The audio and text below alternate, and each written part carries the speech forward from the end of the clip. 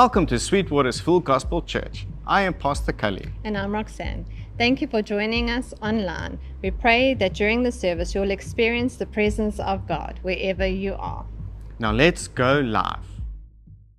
So let me start with this question that that will set us up for this week as well. How many of you have ever believed something? You've believed something that wasn't actually true.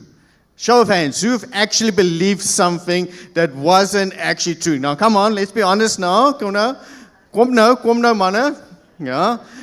Let's use the illustration to help us, motivate us in that one. Have you ever gone online and you saw something that you always been looking for, and you see that this place is selling that item for a really low price? You don't know this company, you don't know them from a bar shop, but you look at this price and you're like, this sounds too good to be true. But you're like, I need this now, because you'll never get this deal again. And so you pay online for this, you've never heard of this company, and guess what? It was a scam. There's no company, there's nothing, and all of a sudden the number you dial does not exist.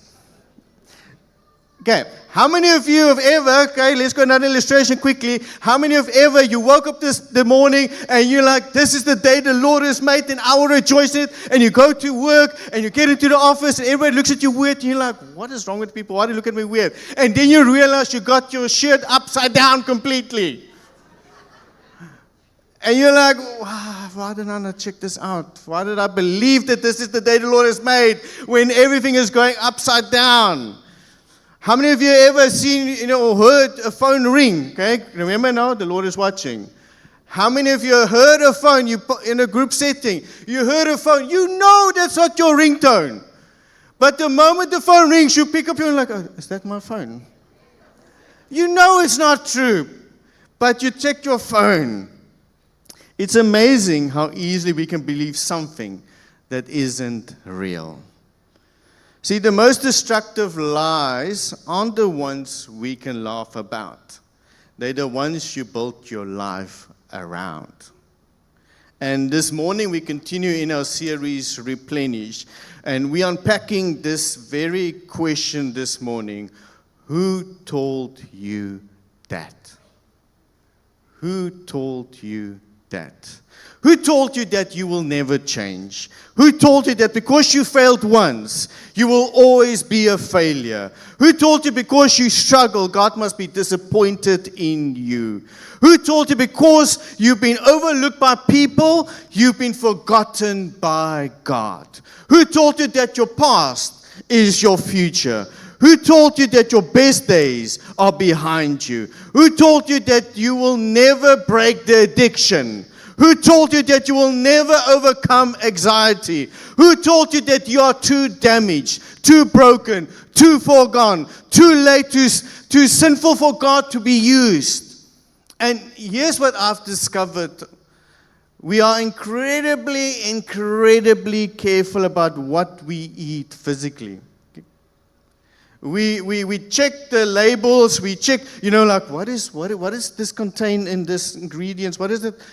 So we check the labels. We check expiry dates. Like have you ever seen milk, like even True Story this morning, Roxanne's milk. So like you smell, but you also check the date on the milk, right? Because nobody, again, maybe I'm the weird one, nobody buys expired milk. So here's the thing. We reject expired milk, but we believe expired lies. We reject contaminated food, but we'll feed our minds with contaminated thinking. And here's the hard truth. If we're feeding on lies, no amount of success, let me just say this, if we're feeding our lives on lies, no amount of success will ever satisfy you. If you're feeding yourself on shame, no amount of applause will heal you. If you're feeding your life on comparison, no amount of achievement will ever make you feel enough. Because what fills your soul isn't in something, it is found in someone, and that someone is Jesus. If you got your Bibles, I'm going to share an incredible story in the Bible with us this morning. We found in 2 Samuel chapter 9. 2 Samuel chapter 9. And we're going to be reading from verse 1. And David asked, "Is there anyone still left of the house of Saul to whom I can show kindness for Jonathan's sake?" Now there was a servant of Saul's household named Ziba. They summoned him to appear before David, and the king said to him, "Are you Ziba?" "At your service," he replied. The king asked, "Is there no one still alive from the house of Saul to whom I can show God's kindness?" Ziba answered the king, "There is still a son of Jonathan. He is lame in both feet." "Where is he?" the king asked. Ziba answered, "He is at the house of Machir, son of Ammiel in Lo-debar." So King David had him brought from Lo-debar, from the house of Machir, son of Ammiel.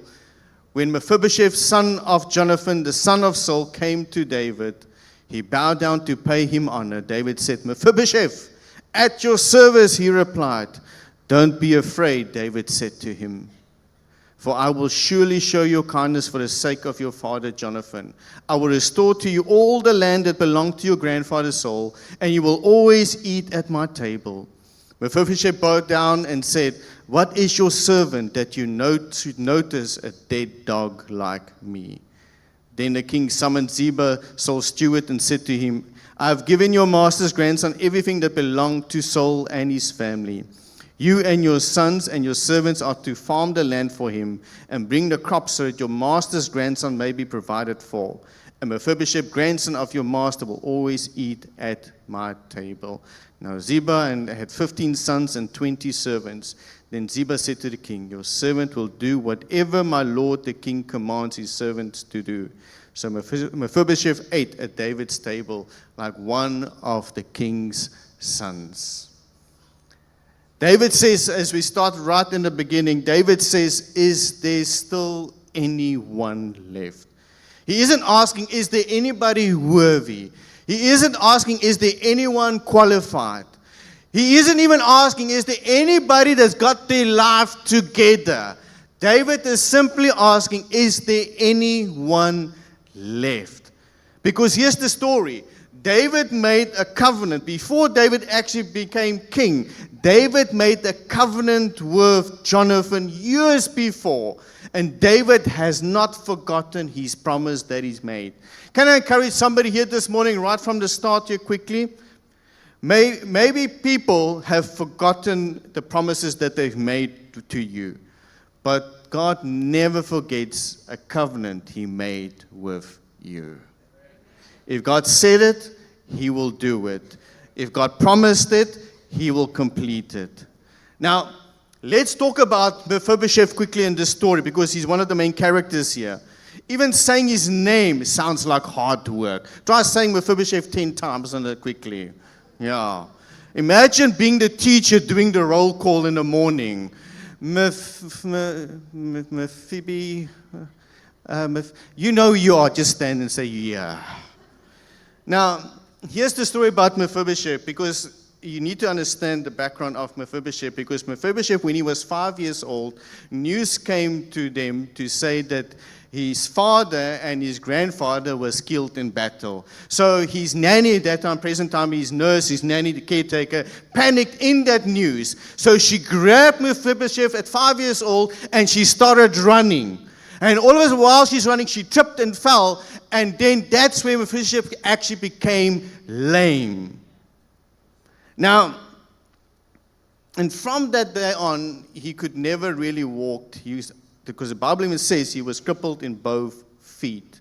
Now, what's even more fascinating is when David is looking now for Mephibosheth, Ziba, the guy said, he's living in a place. The place is called Lo-debar. Now, Hebrew, I'm teaching us a little bit Hebrew.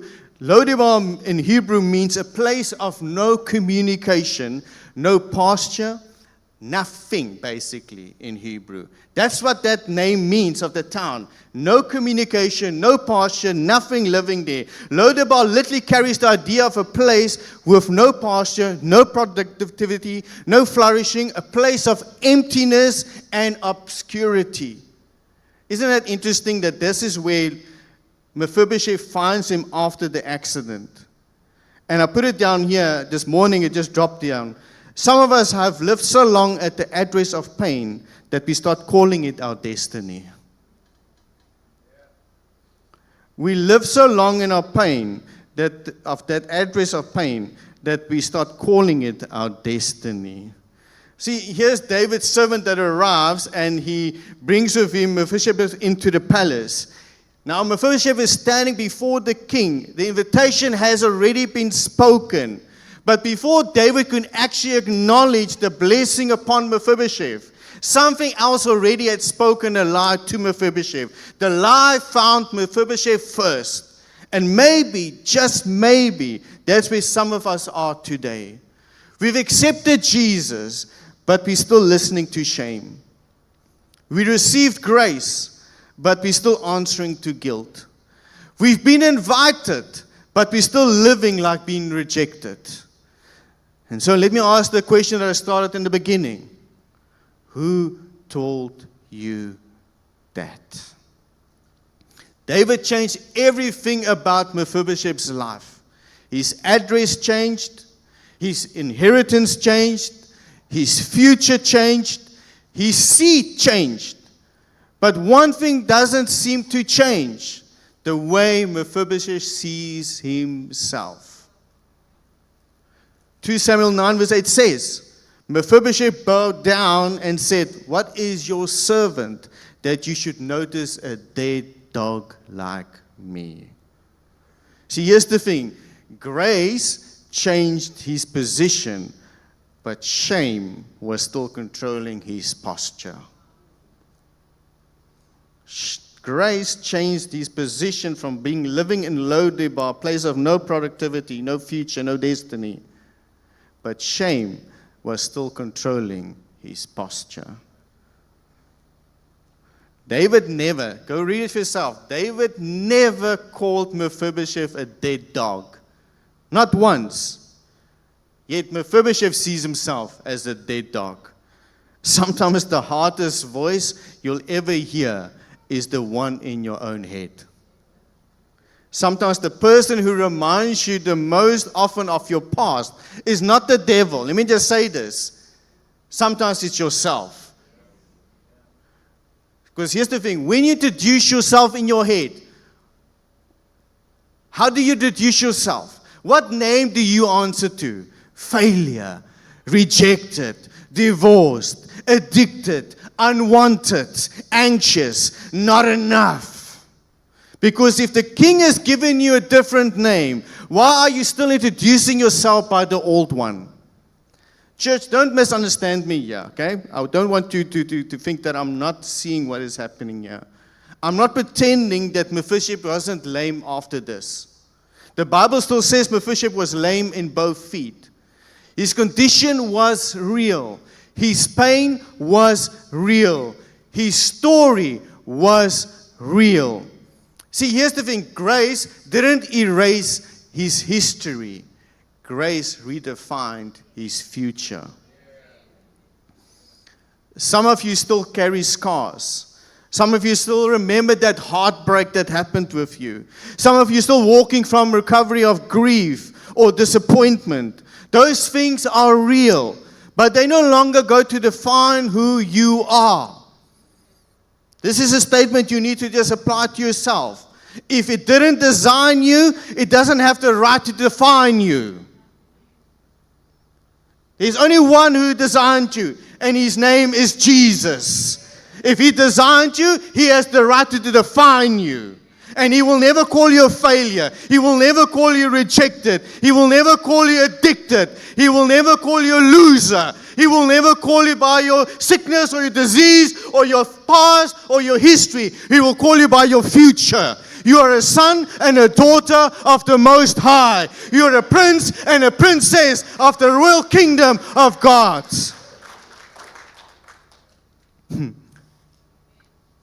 I've been looking at this table, and I'm sure most of you have been looking at this table and been wondering, where is this going? Because this is where this story ends and changes at the same time. The Bible says that David didn't just simply restore Mephibosheth with land from his past. He also said that he gave him a place at the king's table.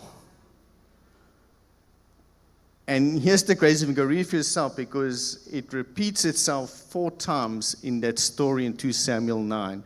4 times that's been repeated. Let me help you out. Verse 7, and you will always eat at my table. This is David saying to Mephibosheth, you will always eat at my table. Verse 10, a second time, and Mephibosheth, grandson of your master, will always eat at my table. Verse 11, so Mephibosheth ate at David's table like one of the king's sons. And then verse 13, for he ate continually at the king's table. See, here's the thing. If the Holy Spirit repeats something 4 times, it's because he wants us to pay attention to what he is actually saying. Because the table wasn't an afterthought. It was actually the very destination. Can you imagine, and I want to just use this quickly for all of us here that can see me. Sorry, I'm going back to you guys there. But can you imagine the first time sitting at the table with Mephibosheth sitting by the table? Awkward. Not knowing what's about to happen, because he feels out of place, because this is his first time sitting with people that he never thought he would be sitting with. Because this is not the king's table. He always saw himself as a dead dog. Now he's sitting at the king's table. And I can imagine that the fear and the anxiousness that was surrounding him, those thoughts that keeping into his mind, that says, somebody is about to come forward and tell you, get off the seat. You don't belong here. And many of us sometimes feel the same way.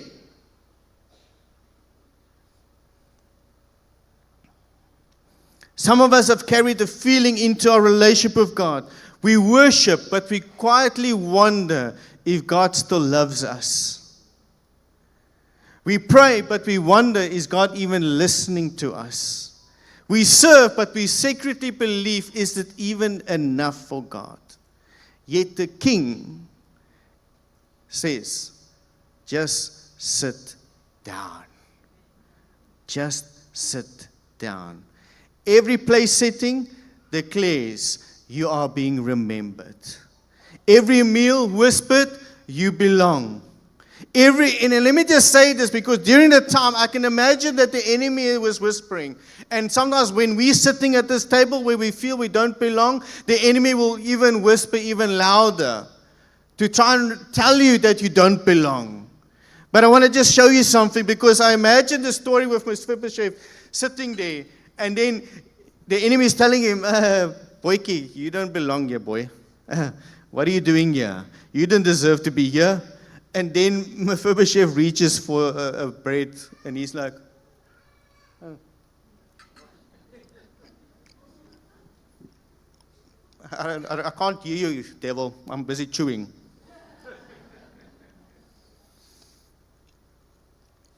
The enemy starts whispering to him, also saying, why are you here? You belong back to Lodebar. And I imagine Mephibosheth goes, King, you out there, can you pass me the salt quickly? Sorry, I can't hear you, enemy. I'm busy conversing with the king, because I'm supposed to be at this table. My food needs a little bit of flavor. The enemy says to him, you just a little crippled boy from Lodebar. You know what I imagine? Mephibosheth goes. He moves in deeper into the table. Can I tell you why he moves in deep? Because the table covered the shame that kept pointing to his legs.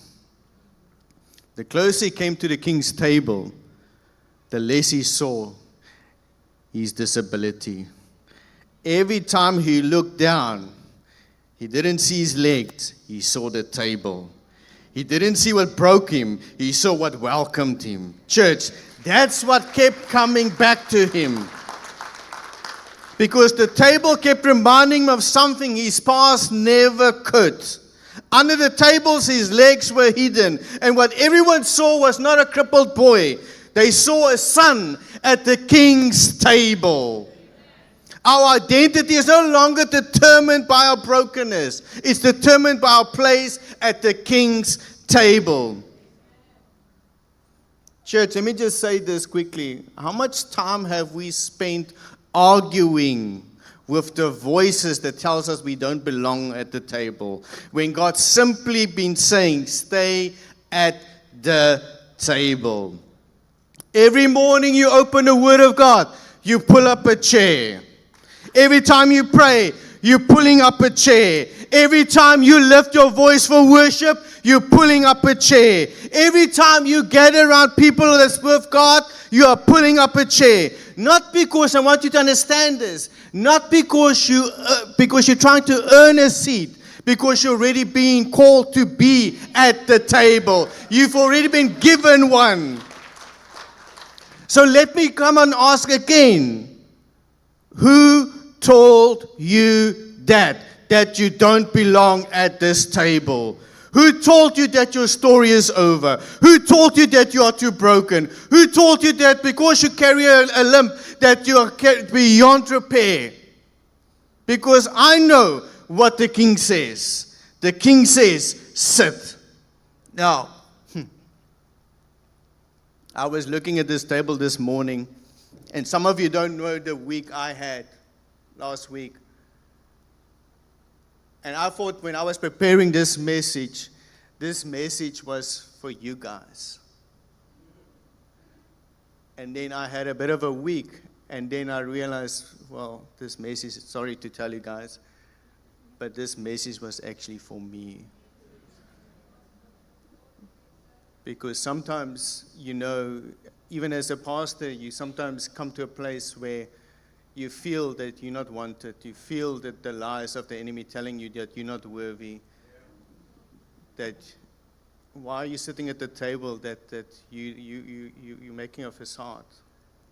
And you read into the lies of the enemy that says, yeah, and then you go into shame and guilt and everything. But can I tell you something? I'm sitting at this table and nobody is going to take me away from this table. But here's the thing. Many of us sitting here this morning sit with, do I belong? Do I deserve a seat at the table? Nick, if you want to sit here with me, my friend, pull up a chair and come sit. This table is too big for just one person. The king is inviting people to come and sit.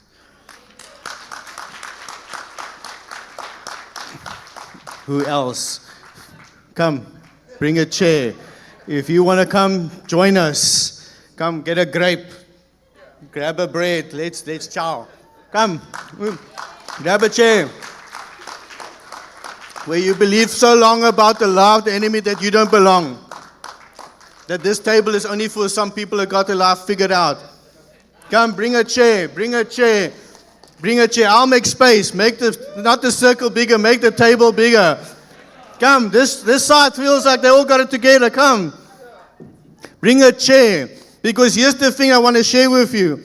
I'll even move my seat so you can come and sit next to me. Come, because here's the idea. And come, have chow. Don't worry about who's watching, who's not watching. Because even Scripture tells you in Psalm, the Lord prepares a table in front of his enemies.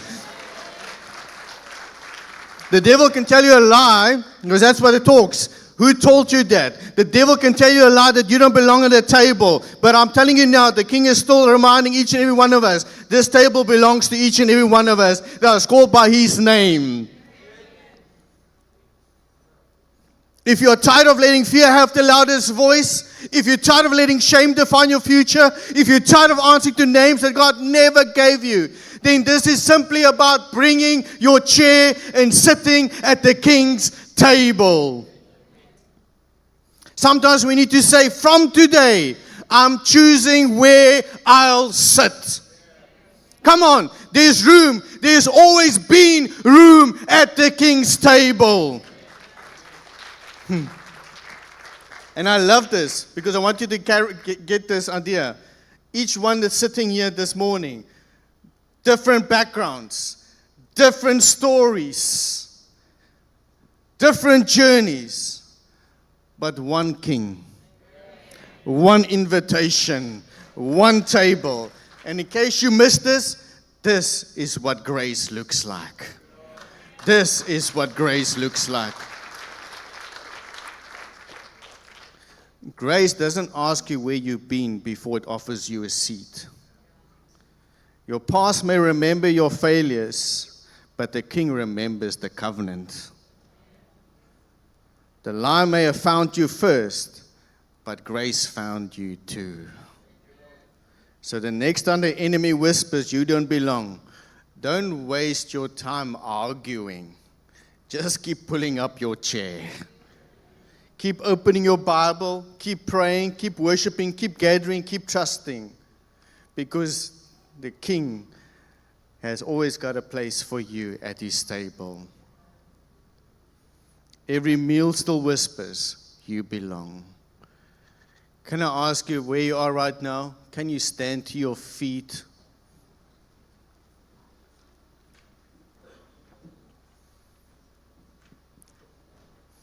The King still has a seat for you at his table.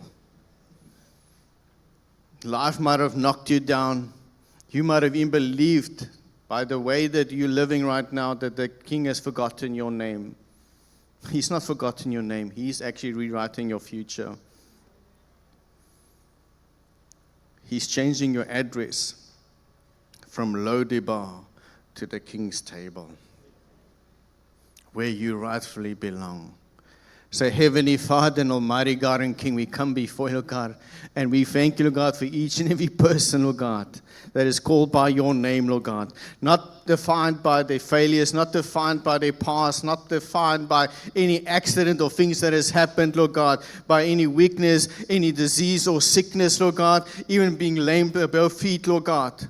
I thank you, God, that you called them for a plan and a purpose and a destiny, that they still belong at your table, oh God. There's still a seat at your table, oh God. And if you have to repeat yourself 4 times to remind us, oh God, there's still a seat for each and every one of us. I pray, Lord God, that we won't see ourselves like Mephibosheth as dead dogs when the invitation comes to say, you are a royal priesthood. You are sons and daughters of the Most High. I've called you to stand tall, to take dominion, to take what is yours, to take the land, can claim what I have for you, and yet we see ourselves as dead dogs. I pray, Lord God, that we would change that narrative to speak about the fact that we are sons and daughters of the King. And if we are sons and daughters of the King, I thank you, Lord God, there will always be a seat at the table. And people might look at us weird. People might question our authority, Lord God. But I thank you, Lord God, we are not defined by people's opinions, people's negative words upon our life. We are defined by the one who designed us. And we give you all glory and honor in Jesus' mighty and powerful name. So may the Lord bless you and keep you. May his voice be louder than every lie that you have heard. May his presence remind you that you are remembered. You belong and you are family. Go in grace, go in peace, go in strength of Jesus Christ, our Lord and Savior. Amen and amen.